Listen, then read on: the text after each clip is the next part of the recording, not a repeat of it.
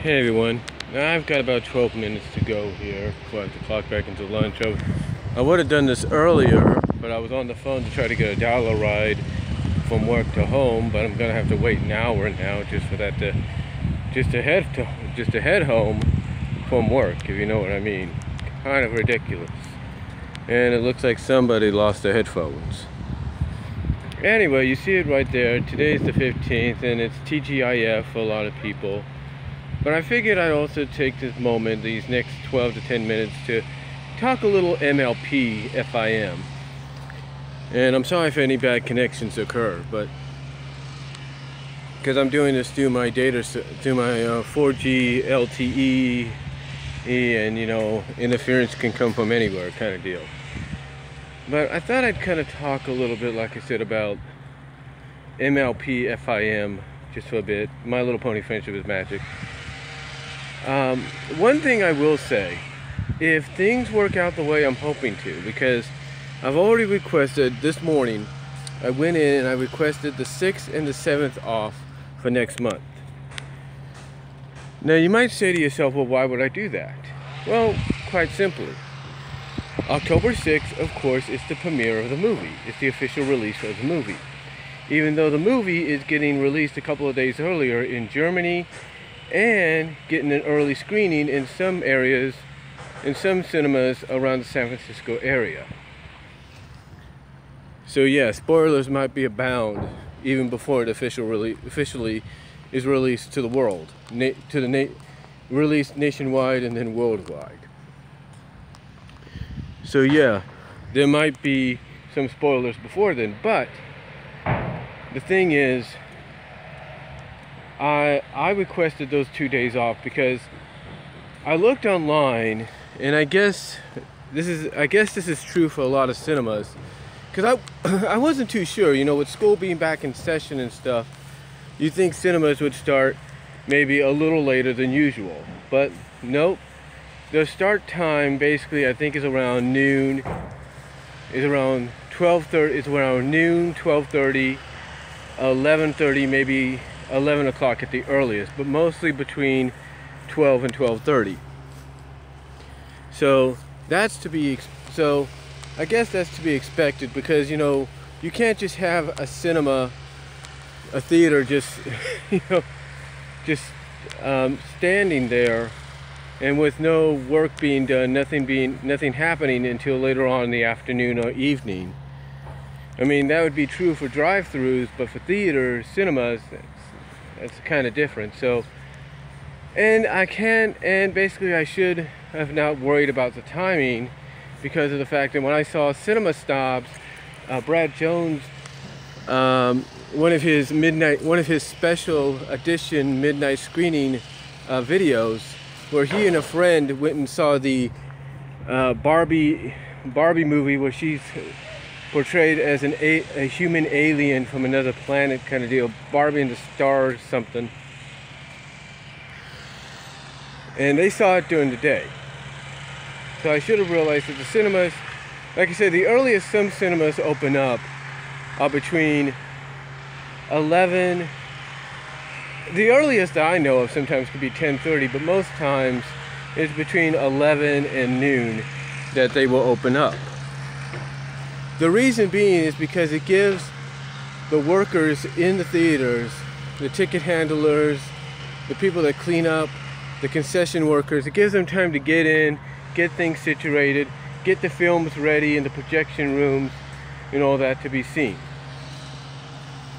So I shouldn't have worried, but the reason I mention this is because I'm trying to get ahead of schedule. You know, a lot of people may accuse me and others of not always planning ahead. Well, in this case, I am planning ahead.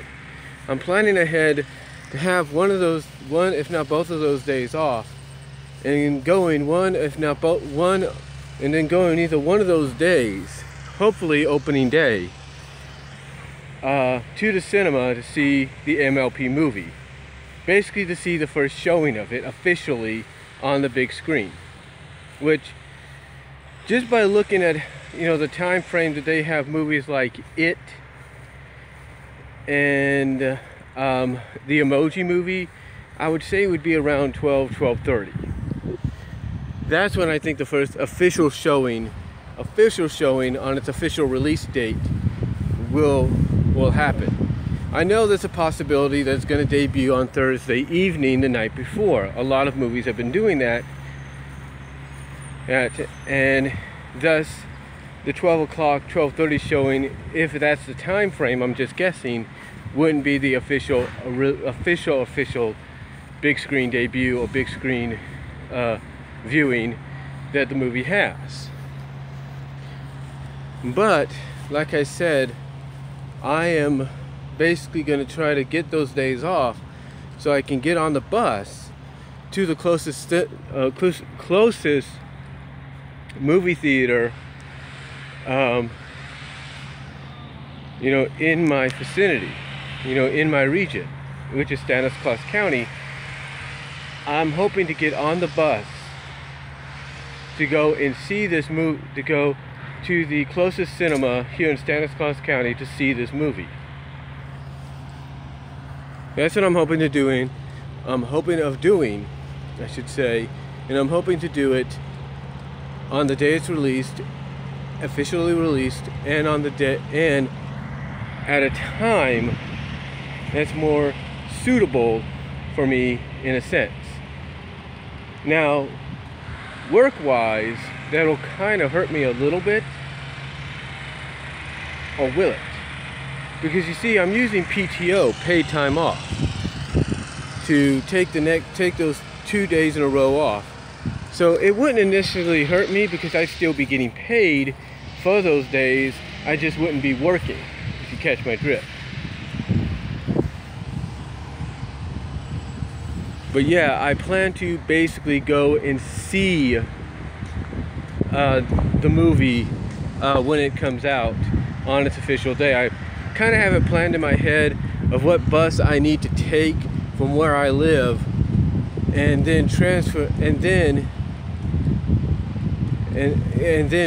to another bus to get to the destination I need to get to.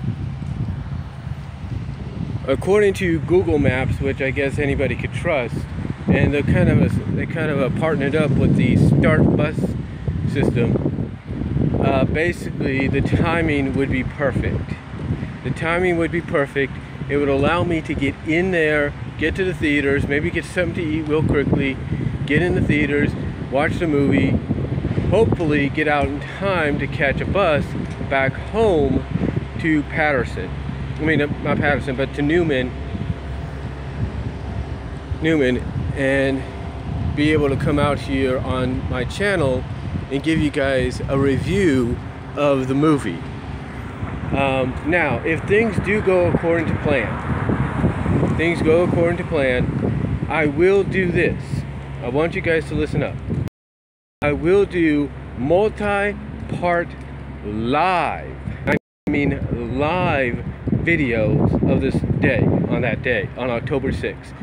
I will do what I'm doing right now. I will do it going to the bus stop where I live. I will do it kind of filming the fact that I'm on my way, just like I usually would do if I'm going to work. I will do it when I transfer over to another bus, and then I will film kind of the area the direction I'm going in to get to the cinema. I will film live when I show up at the cinema, when I show up at my when I get dropped off close to my destination. I will film walking up to the cinema, and I will show you the poster. I will show you the ticket that I will either have to get there or hopefully online.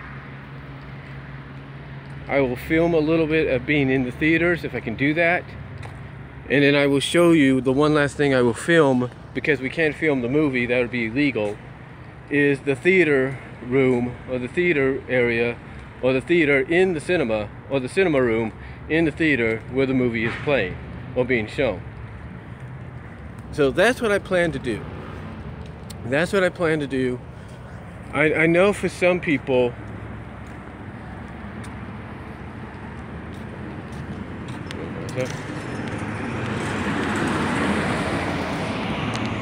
you see that bus right there?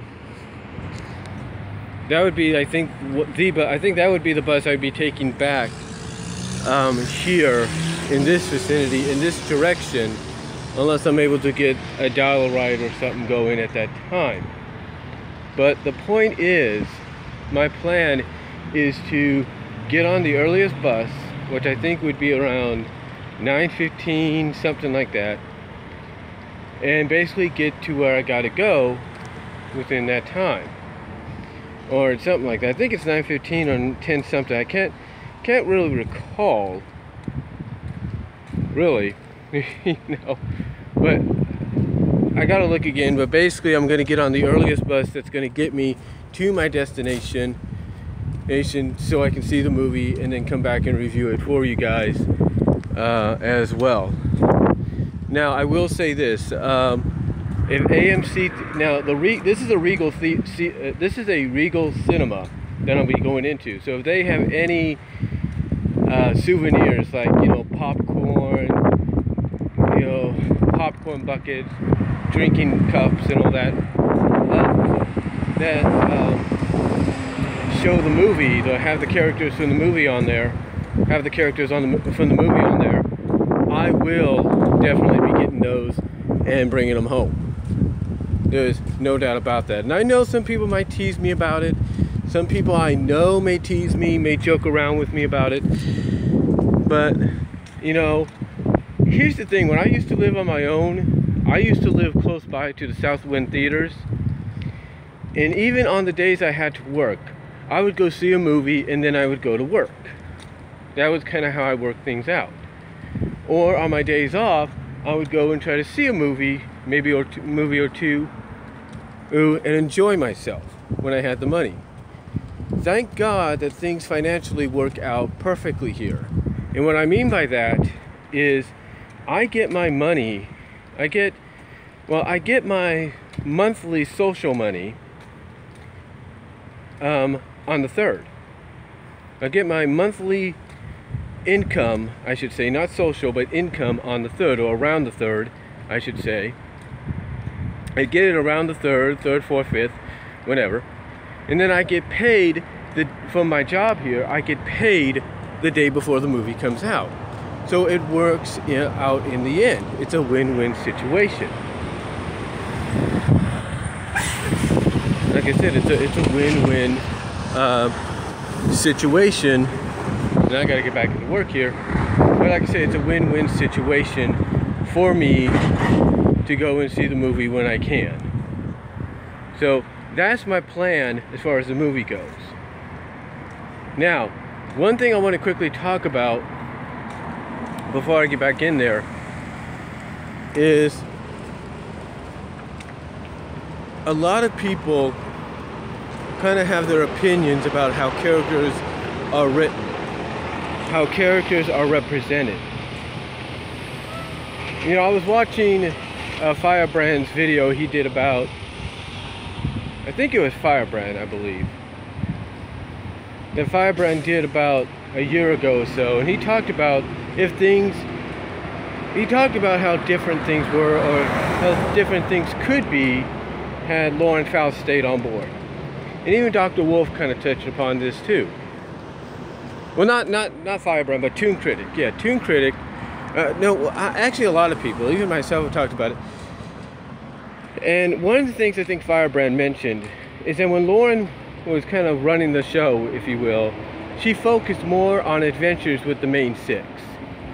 When Megan McCarthy came in, she focused more on Twilight and individual or grouped, or individual or paired, if you will, two characters together.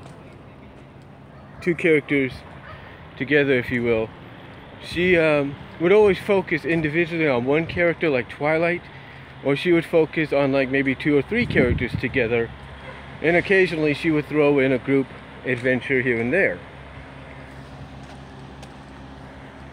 And sometimes certain characters would be treated right, depending on if Lauren was there or Megan was in charge, and some wouldn't be treated as right.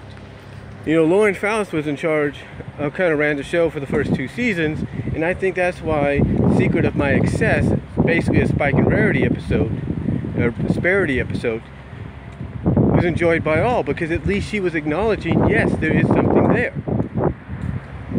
And that's why you have certain writers, whether it's Jason Teresen, M.A. Larson, Christine and Joanne, the lady writers, coming out and writing stories the way they do, and writing them in a way that makes the characters enjoyable or not enjoyable, make the stories enjoyable, not enjoyable. That's why certain characters get good or bad treatment. It all depends on the writers. And I think when we look at something like, let's say, the Rarity Spike situation, I think it all depends on who's writing.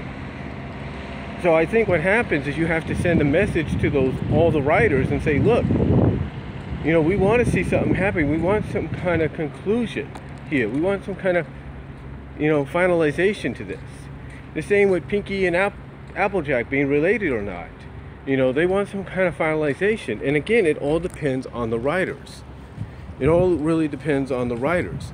And I think, when Fame and Misfortune was made, it was basically M.A. Larson on behalf of the other writers saying, hey, you're gonna get your answers, you just gotta be patient. So, but again, like I said, depending on who writes or who's in charge of an episode or so on, that's when you know how certain characters will be treated, focused on, and what kind of stories you're going to get.